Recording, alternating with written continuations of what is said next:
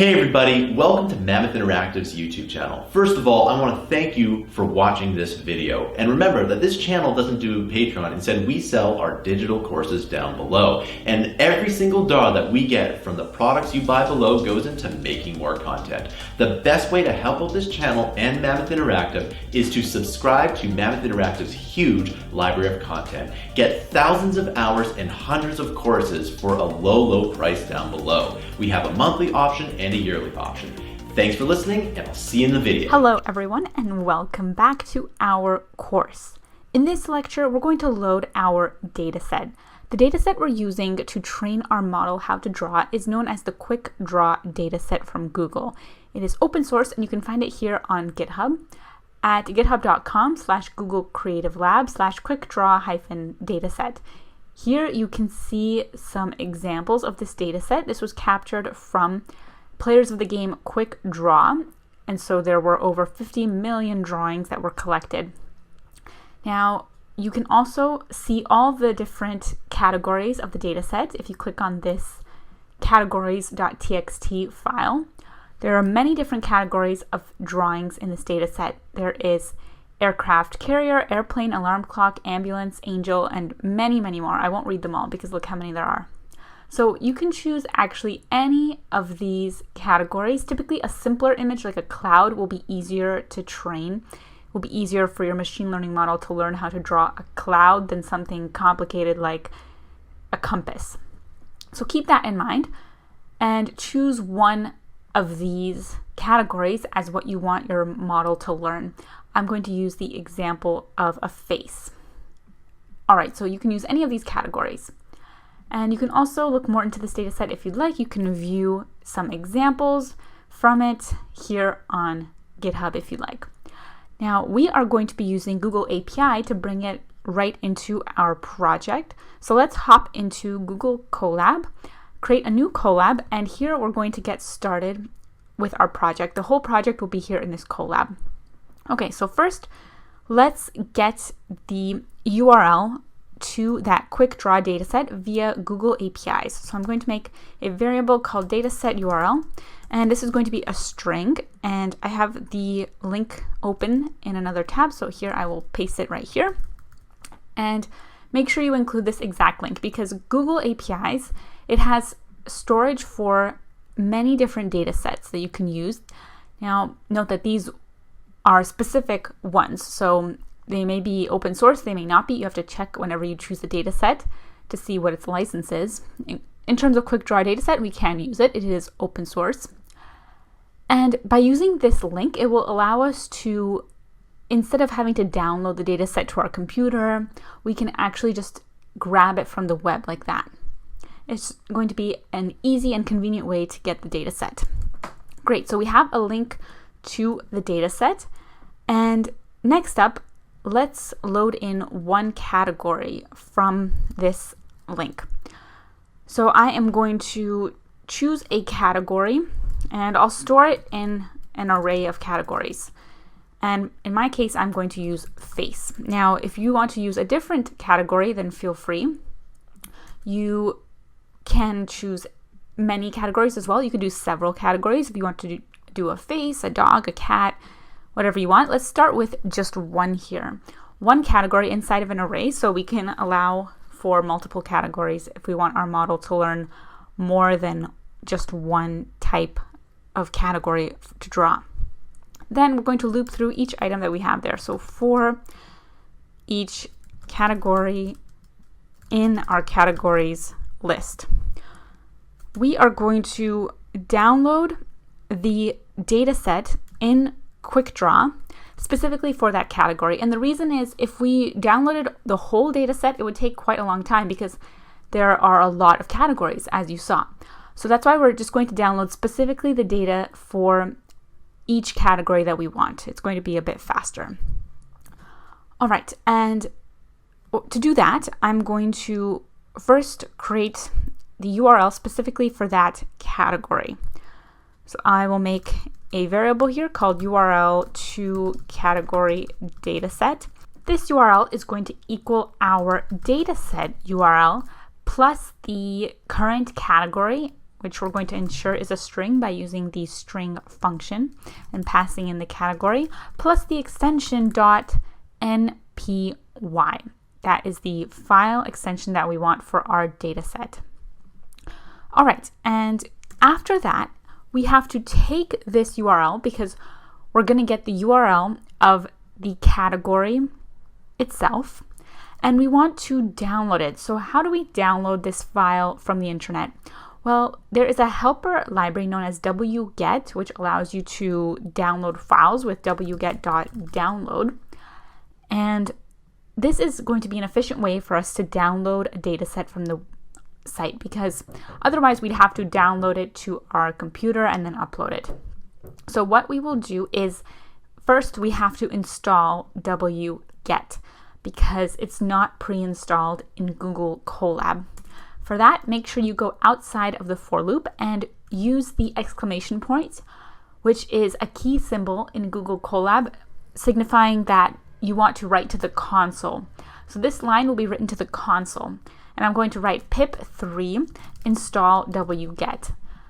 Then after that, I'm going to import wget, which will allow me to access it in my file once it's been installed. If you're not using Google Colab, if you're using a different editor, make sure you write this line in the console. All right, great. And now, after that, we'll be able to access the wget library and its different functions like download.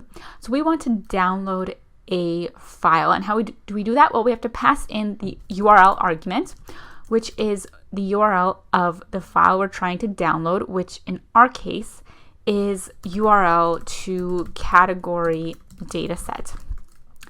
And as well, we're going to pass in an out argument. And this represents the folder where we want to save the file, and I'm just going to leave that as an empty string, meaning it will be in my same project folder. All right, and then now that is going to download the file for me. I can also check that if the file already exists in my folder, then I don't have to re-download it, so that will just save me some time.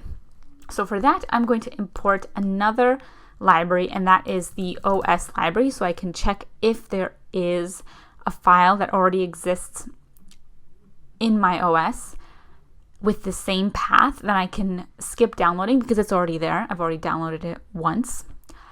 And so make sure you import OS. Now, if you're not using Google Colab, you'll have to install the OS library. Make sure it's installed before you can import it.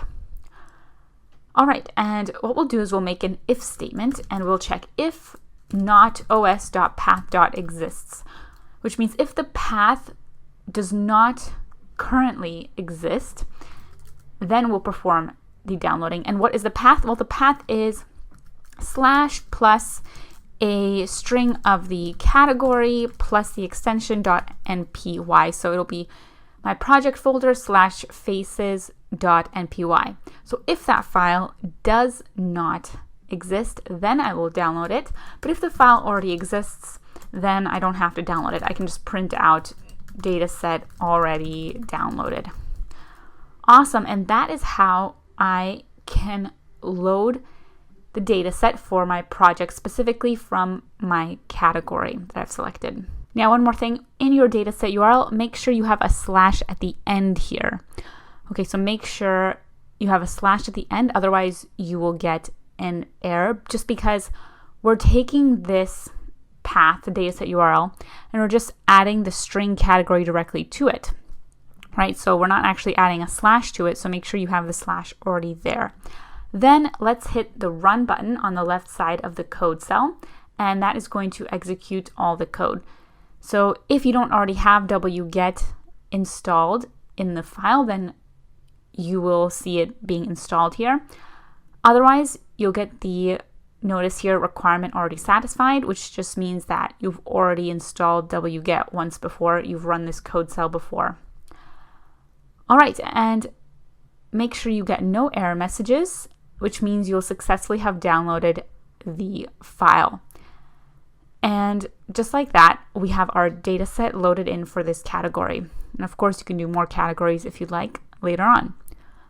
Okay, great. Now that we have our data set loaded into this Google Colab, Our next step is going to be to process the data, because whenever you have a machine learning project and you find data for it, well, often that data is noisy or could be a bit unclean, so it might have missing data, it might be in the wrong format, and therefore data processing is a huge phase of your machine learning workflow. Data often needs to be processed quite heavily and cleaned up. And so that is exactly what we will do in the next lecture. We're going to continue this project over there. Hello everyone, and welcome back to our course. In the previous lecture, we loaded our data set, and in this lecture, we are going to label the data. So you can either do this in the same code cell or in a new code cell. If you create a new code cell, just be wary that the previous code cell won't be run if you only run the current code cell. So you'll have to go to runtime and run all if you have multiple code cells. Okay, great. So I'm going to continue here, and we're going to label our data next. For that, we're going to loop through each category that we have, just in case we have multiple categories. And we are going to start off by making a dictionary of the different classes in the category. So we have a dictionary, meaning we have a key and a value for each key. And for that, I'm going to create a dictionary that I will call my classes dictionary, and this will be just an empty dictionary initially with these two curly brackets. Then for every category I am going to take my classes dictionary, and at that category, I am going to use numpy to load in the data set for that category. So this will account for if I want multiple categories. And what is numpy? Well, numpy is a very popular library used with Python and with machine learning. It's very popular because it is good for scientific computing, and it also has a numpy array type, which allows you to perform more complex math than you can with a Python list. So numpy is very commonly used. Now you do have to import it, so make sure you include import numpy at the top, just above the for loop. You could also have all your import statements at the top of your file. Now, if you're not using Google Colab, you will also have to install numpy first. So Google Colab, it already has a lot of libraries pre-installed like tensorflow, numpy, as well as matplotlib and more. But if you're not using Colab, just take note of that. Okay, so we're using numpy now, which means we have access to a huge range of functions that are going to be very useful for us. So what we're using first is numpy.load. This will allow us to load a numpy array file, which in our case is a string of the category plus the extension .npy, which is a numpy array file. And here we have to use numpy to actually load the numpy array file. If we don't have the numpy library installed, we can't use the numpy array file type. So that's why we have to use numpy to load that file type. Now this npy extension, this creates an array file, which is a type of file for storing data, and it's much faster than a CSV. So where possible, it's recommended to use a .npy file instead of a .csv file because it's so much faster in terms of loading. All right, so great. This is going to load in that file and put it as a value for the key of the category in our classes dictionary, and that is going to account for if we want multiple categories, which we probably will sometime in the future. Then, after that, we can generate a label to the data. So I'm going to create another for loop. Make sure the indentation, by the way, is exactly as I have it as well. Otherwise, you will get errors because Python is indentation sensitive. Okay, so we're going to create a for loop, and we're going to go for every index and every key value pair in an enumeration of our classes dictionary.items. So let's break this down. The enumerate function here, it adds a counter to this iterable classes dictionary.items. So we have to take our dictionary and grab items, which is going to give us a key value pair. And then with the enumerate function, we can also iterate with an index through each of the key value pairs in our set which is returned from items. Okay, so what do we want to do for each key value pair? Well, what we're going to do, first of all, is we have to take the value and make sure it's a float 32 type. And because that is the data type that we're going to use in our model. And following that, we are going to assign the value at the current key. So if the index is equal to 0, then we are going to take our class's dictionary and at the current key, we'll assign it to numpy.c underscore followed by our value and a numpy of zeros that is the length of the value. And we're going to break this down. All right, so here we have numpy.c underscore. Now this here, c underscore, this is going to translate sliced objects to concatenate along the axis that you pass in as the second value, or the second axis, rather. So I want to give you an example so you'll understand this. I'll just make a new code cell if you've never worked with c underscore before. All right, so let's say we have numpy.c underscore of 2 numpy arrays. A numpy array is like a Python list, but just wrapped in a numpy array type, which exposes it to more complex methods, which we need because machine learning requires often more complex math than just the Python list can handle. Okay, so we are going to show you what c underscore is. We're going to start by making a numpy array of the values 0, 1, 2. And then we're going to pass in here our second argument, and that is going to be just outside of this here parentheses. And it's going to be a second argument, numpy.array of, let's do 3, 4, 5. So we have 2 numpy arrays. It's a list and then wrapped in the function numpy.array. And we're passing 2 arrays here into the c underscore function. So if we run this now, okay, we just have to define numpy as well. So we've imported numpy up here, but you see that's the problem with 2 code cells is you have to run the first code cell and then the second code cell if the 2 are sharing any kind of code. Okay, great. So now we've run them, which means numpy has been imported. And let's take a look here. We have taken one array and a second array, and we've used the c underscore function, this here, this property. And what we're doing is taking the first array and then slicing all of its objects and adding them along the second axis. So now we have a result of 3 arrays instead of 2, because 3 is the value of the number of items in each array. And so we then paired them by index. And so that's the result. This is the c underscore function. It is going to slice all the objects in both arrays and then concatenate them along the second axis. So feel free to try more examples here if you still need to wrap your head around this. We can try it with a simpler example of just 0, 1, and 3, and 4.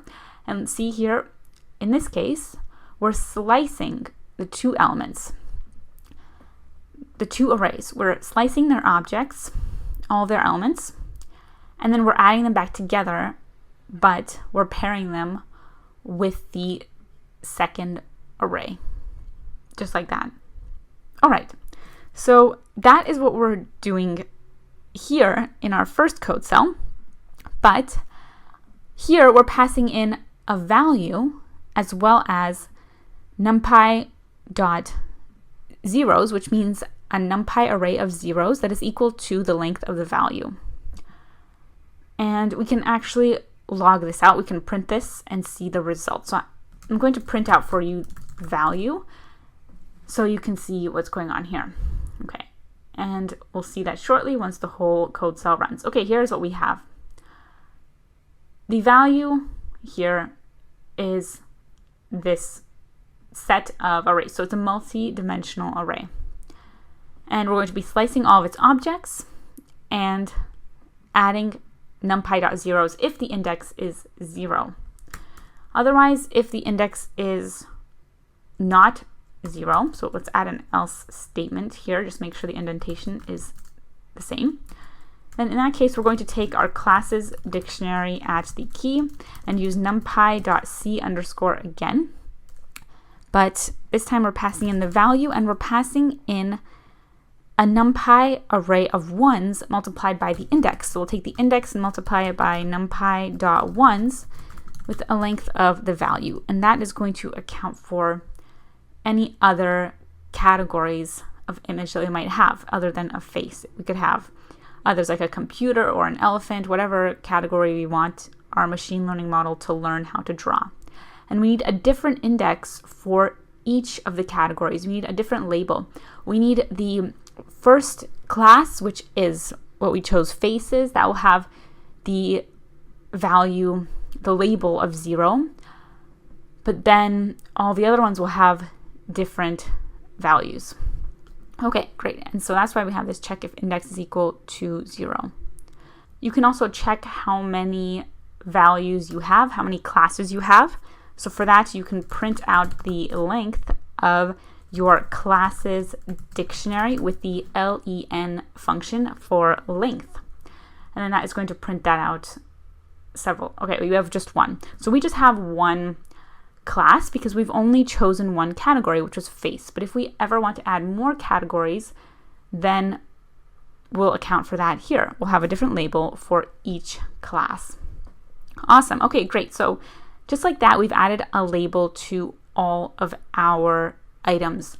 So any image with the image of being a sketch of and a face, that is going to have the label 0. And then if we have another category added, like an elephant, that would have the next index for its label. It would have the index 1. Any other category would have the label 2, then 3, then 4. So we need to have a numeric representation for the labels. We can't label something an elephant or a face. We have to make these numerical representations of labels because that's what we pass into the mathematical machine learning model.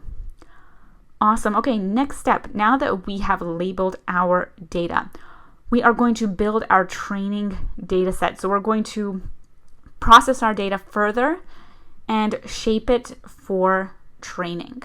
Join me in the next lecture where we will work on that. Hello everyone and welcome back to our course. In the previous lecture, we labeled our data, and in this lecture, we're moving on to the next step of data processing, which is going to be to create a training data set. All right, so I am going to go into my code cell and I am going to add a new line, make sure it's outside of the for loop.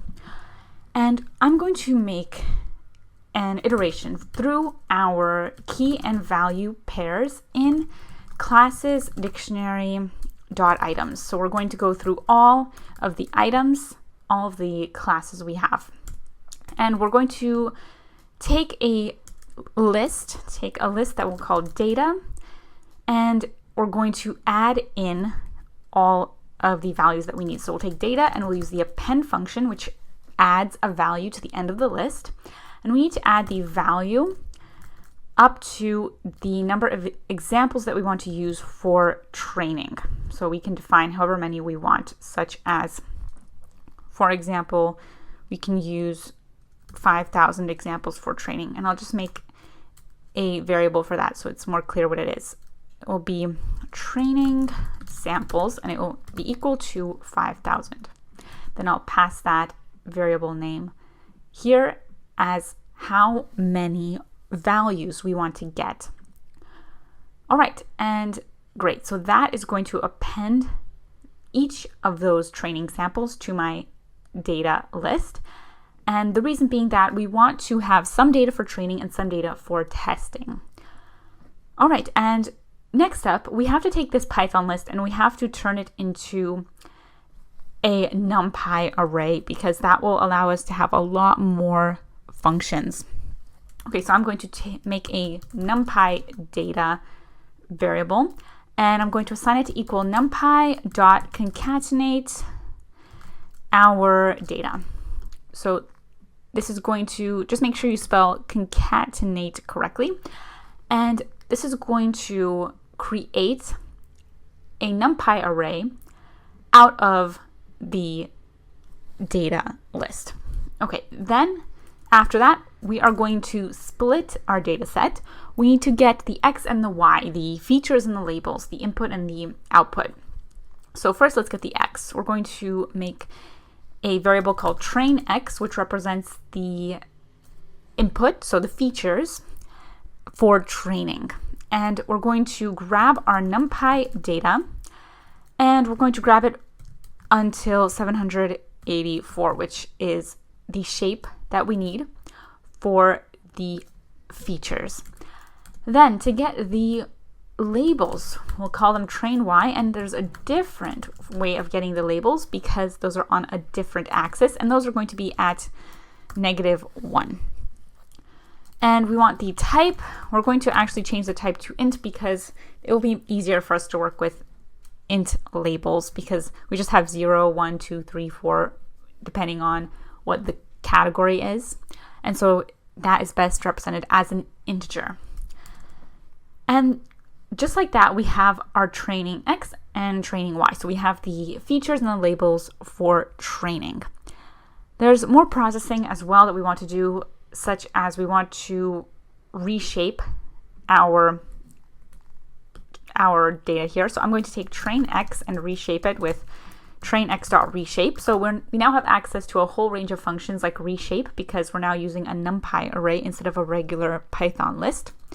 So I'm going to reshape this to train x.shape at the 0th index, 28 by 28, which represents each pixel, because in this data set you can look at its documentation and you'll see its shape and size, and you can also print it out. And basically each image is 28 by 28 pixels, and so this is the shape that we want as well. As the type of float 32 for the X, because the X is the features, and each feature can be represented numerically, and we need float 32s for the features because that's different from a label. The features have to be a lot more precise than an integer. All right, and that is reshaping, so we could call train X and show its shape. I'm just going to run the code cell, and that will show us the shape of train X after it has been reshaped. And so here's our shape. We have 5,000 samples for training. Each is 28 by 28 pixels. So 28 pixels on the width, 28 pixels by the height. And then the 1 represents just one color value, meaning all of the sketches, all the drawings will be black and white. They won't have colors. If we had colors like red, green, and blue, then we'd have a 3 here.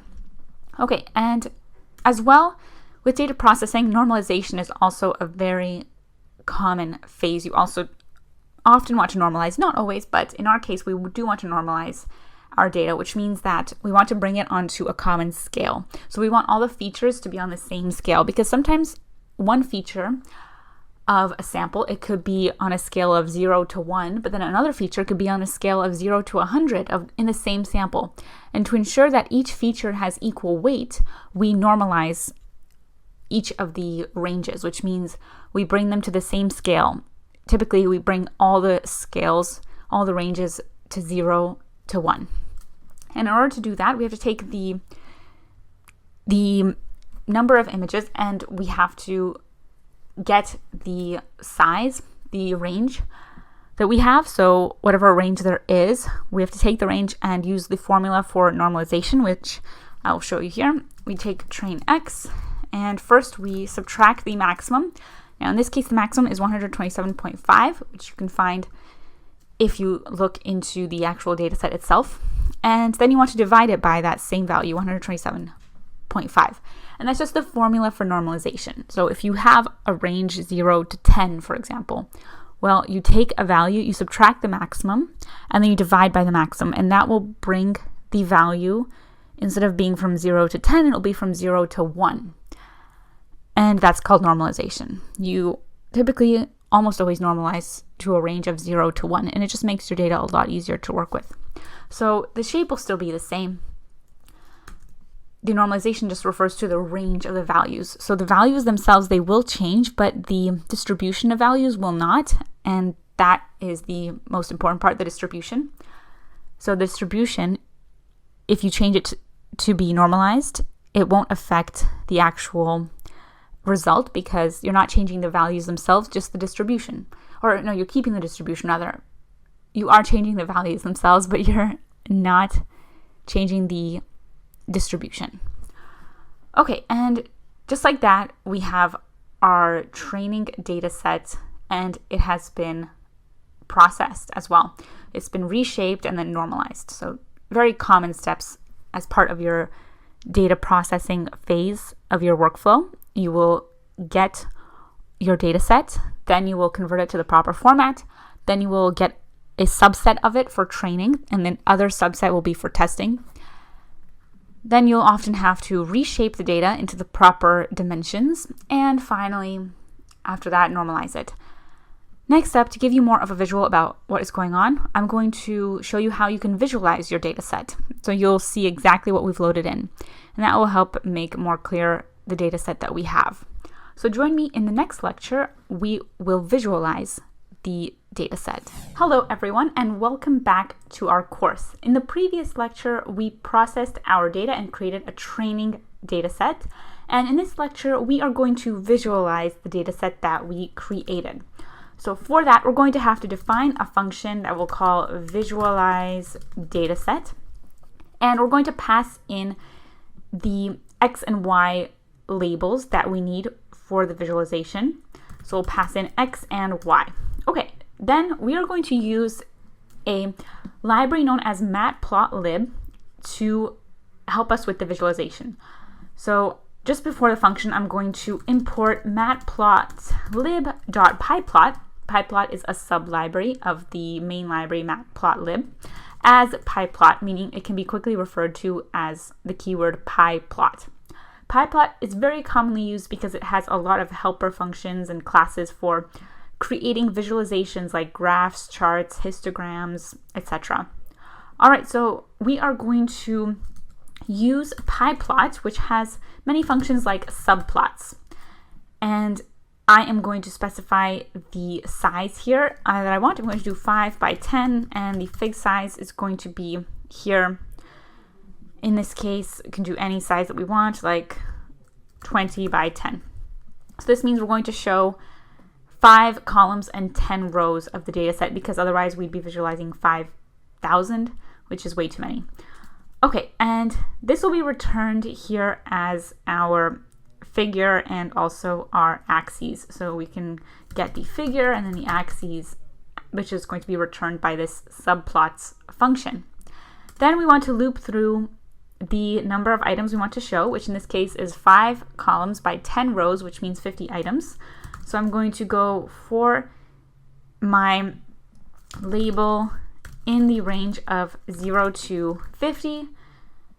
In this case, I am going to get a random value. So I'm going to use the random library to generate a random value, which means I do have to import the random library as well. And that's because I want to grab some random values from my data set. I'm going to use the random library.randint to generate a random int from 0 to the length of x minus 1, because index counting begins at 0. So we want to make sure we don't try to get length x, because that would not exist. And this is going to be our random label. So we're going to get a random value that we want to visualize, and then we have to reshape it from its one dimension back into two dimensions, because images are two-dimensional. So I'm going to get my x, and at the random label that I choose, I'm going to reshape it back into 28 by 28. And this is going to be an image, the image I want to visualize. And following that, I have to get the coordinates of where I am going to plot my image. So let's do x coordinate, which is going to be our label, divided by 10, and we have 2 forward slashes here, meaning we're floor dividing.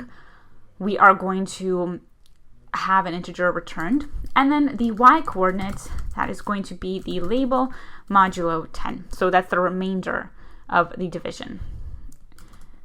And after that, we can then grab our axes and we can take them. Remember, that is up here in figure, comma, axes.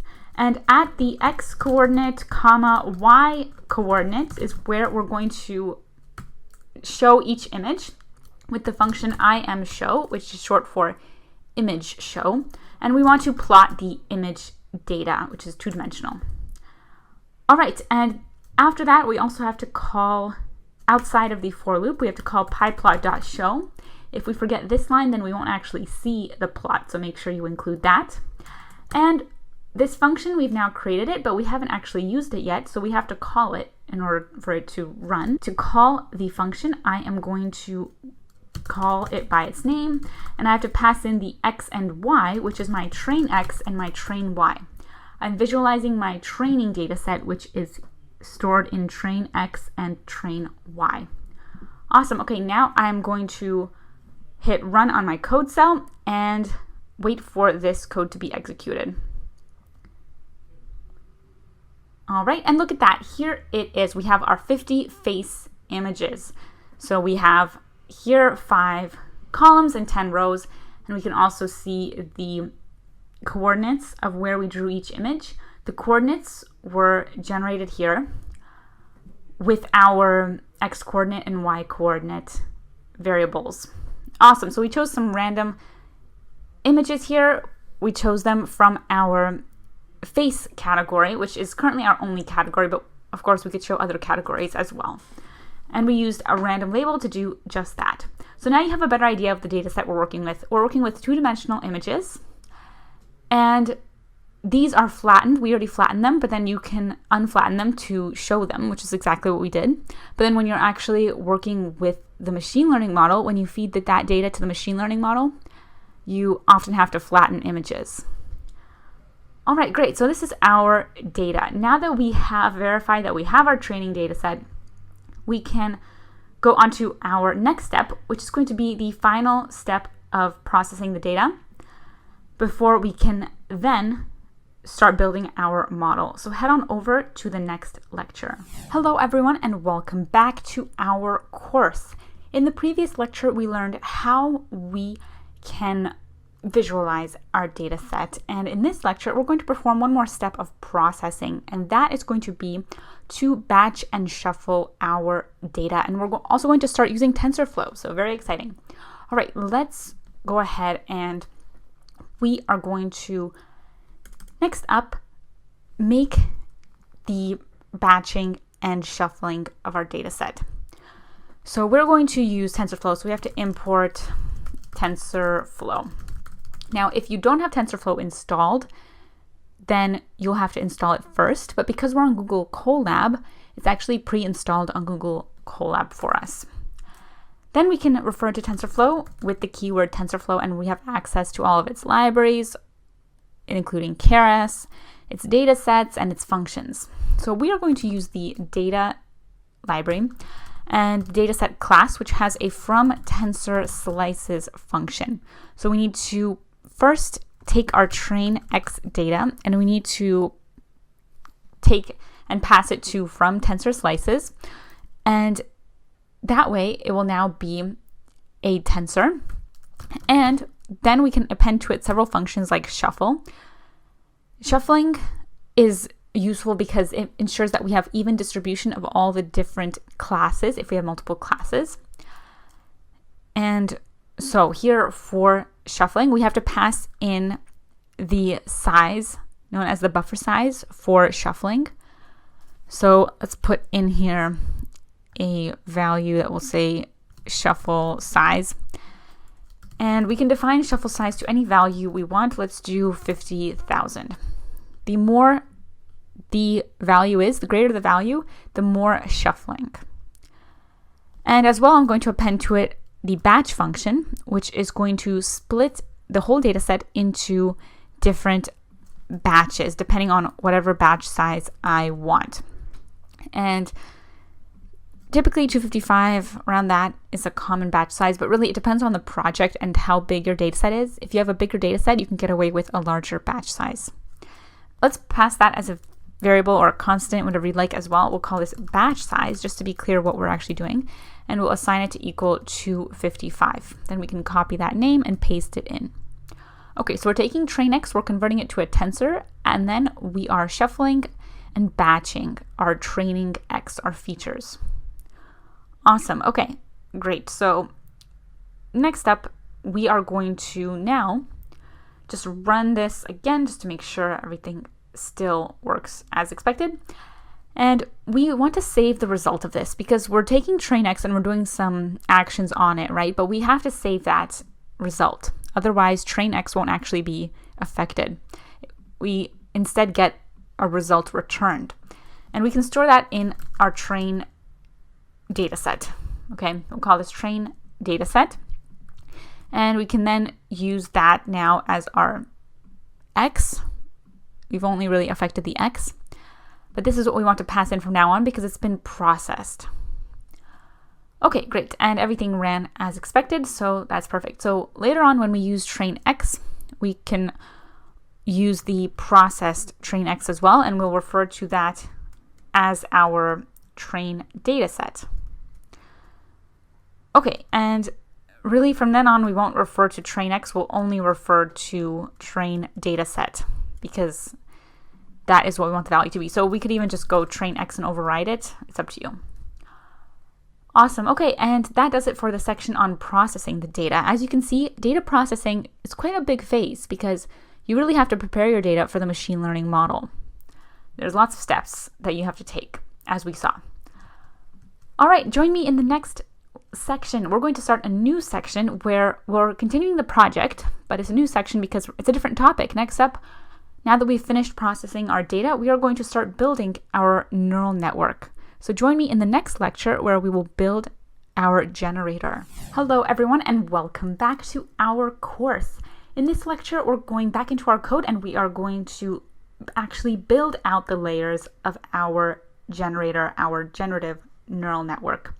All right, so for that, let's continue in our code cell and we are going to make a new function that we'll call generator layers. This is going to store our neural network layers. So first we need a variable that we can call model or neural network. And here we are going to start building the layers. So first, we need a container for the layers. And luckily for us, the TensorFlow library has the Keras library included in it. And this is going to allow us to have access to a whole range of pre-built layers. So they're pre-built for us from TensorFlow. For example, from tensorflow.keras, there is the sequential layer, which is the container that you'll always start off with. Now, of course, you could build all the layers yourself from scratch as well, but that would take a lot longer, and typically the Keras layers are used instead. You can also look into the documentation for the Keras layers if you want a deep dive into each layer. Each layer is a file, a class that has the mathematical equations for that layer's specific role. Now, in order to use Keras, we have to import from TensorFlow. We import Keras. All right, and just like that, we'll have access to tensorflow.keras. Next up, now that we have the container, which is this sequential function, this sequential object, we can create layers and add them to the container. So what we do is we take the model, which is the container, and we use the add function every time we want to add a new layer to the model. So typically we can start off with a dense layer, which is your standard fully connected neural network layer. And then you can add in normalization layers, activation functions, as well as transposing for the convolutional aspect of the neural network. And that is all part of the generator. And the makeup itself of each neural network can slightly differ, but there are templates for the typical setup for a convolutional generator, and that's what we'll follow because they've been, of course, researched, they've been built time and time again. And even though machine learning is still a brand new field, it's relatively new, there's a lot of innovation, that's for sure, that can still be done in it. There are, however, still common ways of building neural networks, such as a generator. So I'll show you the common way of building a convolutional generative neural network. So we're going to start with a dense layer. So we're going to use layers.dense. Now you may be thinking, what is layers? Well, layers is actually a sublibrary from tensorflow.keras. So I'm going to say from tensorflow.keras, import layers. This is going to allow me to access the layers sublibrary from keras. And the keras library has a lot of layers like dense, activation function layers, convolutional layers, so many. So it's a very useful library. Keras is extremely popular. Okay, so a dense layer. What do we need for this dense layer? Well, first we need the input shape, which in our case is going to be the size 7 by 7 by 255. And 255 is the same value that we had for our different batch size here. And just to make this an even number, I'm just going to increase it by 1, 256, because it's going to be a lot easier to work with an even number. Okay, great. And then as well, we need to pass in here to the dense layer whether we want to use a bias, which we do not, so we'll set it to the Boolean false. Okay, and then we need the input shape. So the first value is the size, but then the shape is going to be the shape of the input. So the layer has to know what shape of input should it expect. And in our case, we're going to give it an input shape of 100. Here we go, as this shape of array. Awesome, and that is all we need for the dense layer, and we have quite a few layers to go. Okay, next up, let's do batch normalization. Very common step. So we'll do layers.batch normalization, and this doesn't require any arguments.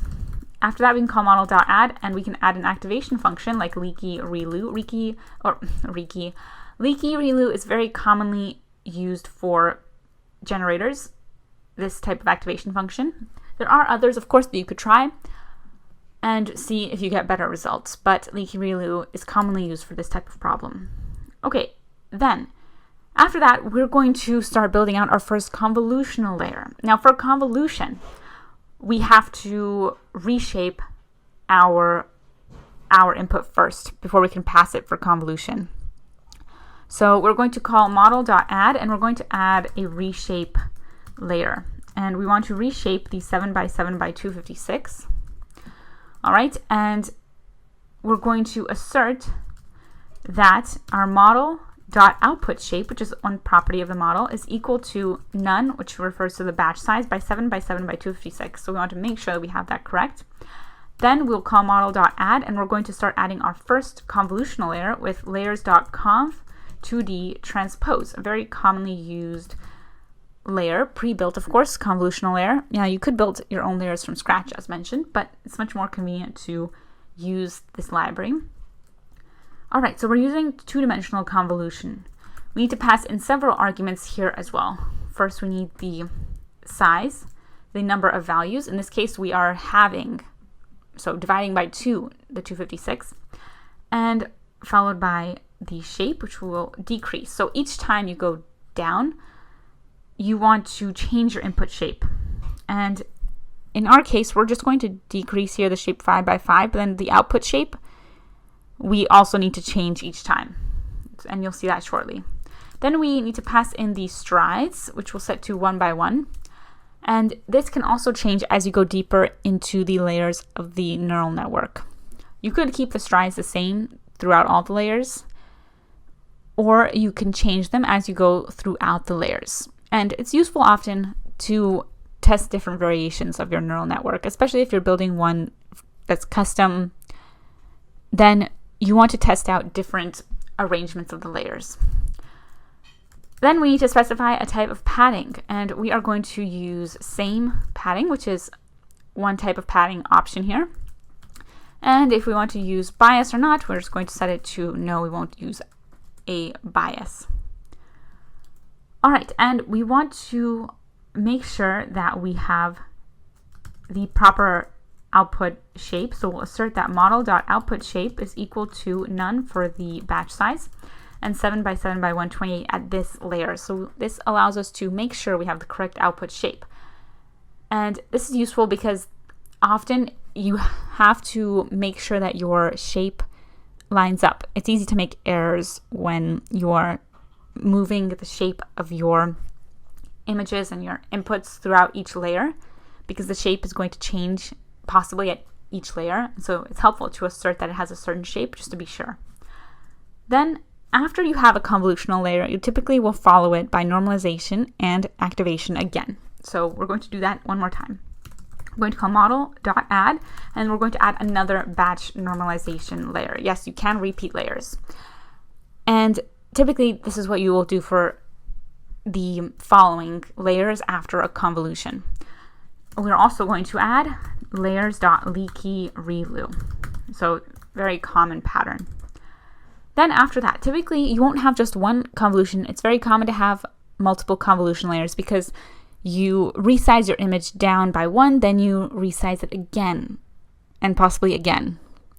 Depends on how much convolution you want to do. Now, too much convolution is also too tedious and also can lead to inaccurate results. So you have to find the sweet spot between not too much and not too little convolution. We're going to add another one, so model.add, and we're going to add another conv2d transpose layer. This time we're going to reduce our input size, so to 64, which is half of 128. So that's why I liked working with those even numbers. We still keep the same shape, 5 by 5. The strides we can change as well, or we can keep the same. We can change this to 2 by 2. And the padding, we're using the same padding type. This is a specific type of padding. And use bias, again, we're just not going to use bias throughout the whole thing. And this time we want to assert a different model output shape because we are going to expect that this time, because we have half of the number of items, we want to increase 14. We want to increase the 7 to 14, and we want to make sure that also we have not 128, but that we have 64 now. So that is going to even out. And then what do we do after we have a convolutional layer? Well, we typically will do normalization and activation after that. So we're going to do what we've already done with model.add layers.batch normalization. All right, and then again, we're going to add activation. Now you could do a different activation function as well, but I'm going to keep leaky_relu because it's very useful for neural networks, and it's going to also make sure we don't have any neurons die out. So it's quite useful, especially for neural networks. Other activation functions are very useful as well, but it depends on the problem really that you're trying to solve and the model that you have. Okay, so we could stop here as our output layer, but I'm going to do convolution again, so just to have a bit more because we have so many samples, so it should be fine. Now we could have just ended it there. We could have had the model last layer be leaky_relu.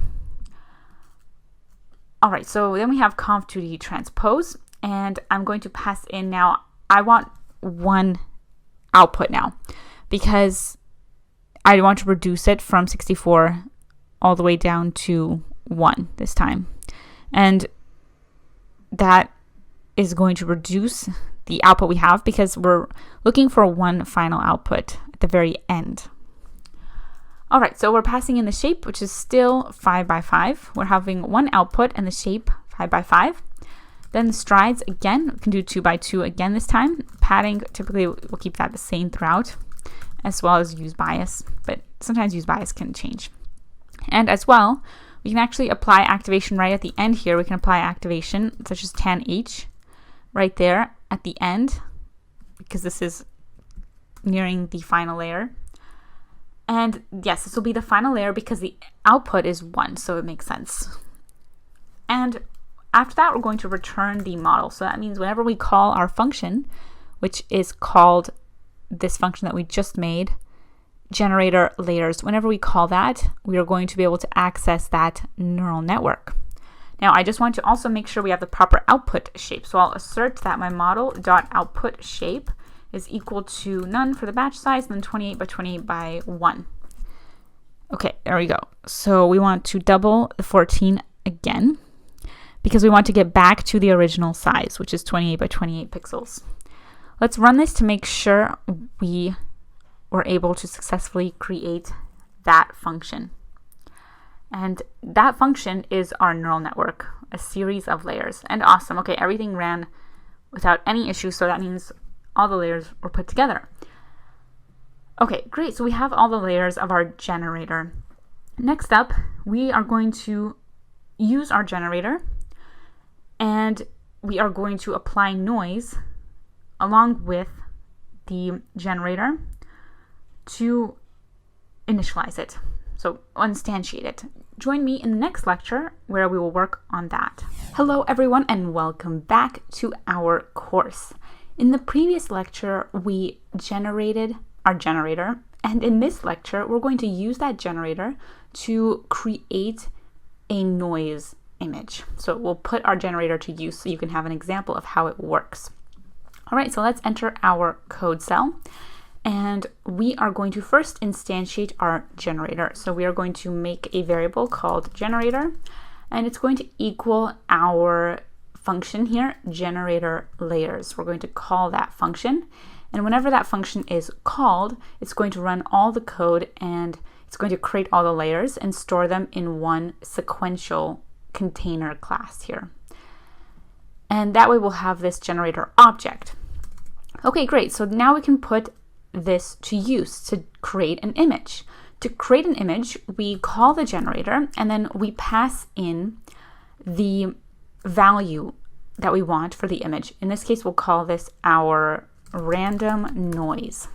So I'm going to make a variable called random noise, and I'm going to use tensorflow.random, which allows you to generate random values. Okay, and in my case, what I want to generate is tensorflow.random.normal from values, let's say 1 to 100, pretty typical for noise. So here we're creating a random tensor using tensorflow.random. This is different from just the random library. This is TensorFlow's random library. And just like that, we'll have random normal values that we can use to generate noise. And we pass that into the generator because this is part of the sequential class. And as well, we can pass whether or not we're training. In our case, currently we're not training, but later on we will be training. So we pass training as false to ensure that we are not actually training the model. We're just using it to see an example of how it can create an image. So the result of this is actually going to be an image. So I'll call this noisy image. And then I can draw that image in a plot. So I can use pyplot, and I'll use the imShow function, image show, and I'm going to pass in my noisy image. Then I have to pass in the dimension, so I'm going to go from 0 all the way to 0. So I'm going to plot the image on a two-dimensional graph. So I do have to reshape it for that because it has to be the width and the height of the image. Great, now I'm going to run this code cell and we will see the generator create an image, because that is how the generator begins. It starts off by creating random noise, and this is what it looks like. So it creates just random values that are 28 by 28 pixels wide and tall. And this is the starting point of the generator in its learning process. It has to start at a random location. This is similar to selecting a random weight to begin the machine learning model.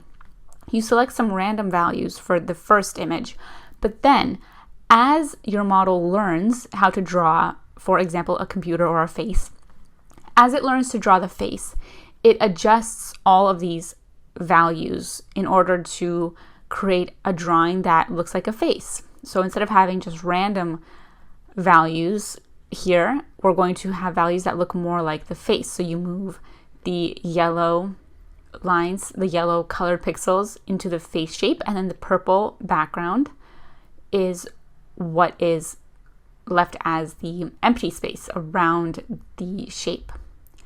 So the yellow represents the face values, and then the purple represents the extra background values.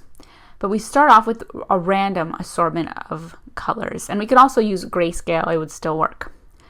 We just have to set the color map to a different color, like gray.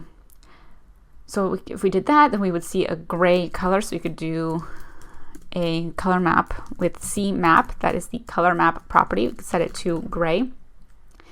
And then I can rerun this code cell. Okay, so here we have it.